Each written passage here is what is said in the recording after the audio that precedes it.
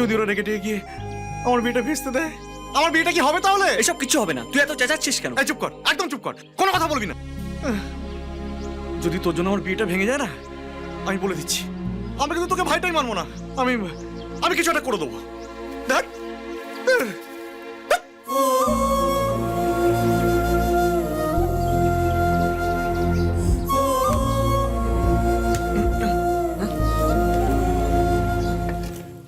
এই এসব কি? হ্যাঁ, ওই অ্যাডভান্স বুক করে রাখলাম, তুই ঘর ফাঁকা করলে আমি এই ঘরটা শিফট করব। এই ওয়েট ওয়েট ওয়েট, আমি ঘর ফাঁকা করতে যাবো কেন? ঘর ফাঁকা করব কেন? শোন ছোট মামা, আমাদের বাড়ি আর ক্রিকেট গ্রাউন্ডের মধ্যে তফাৎ কি জানিস?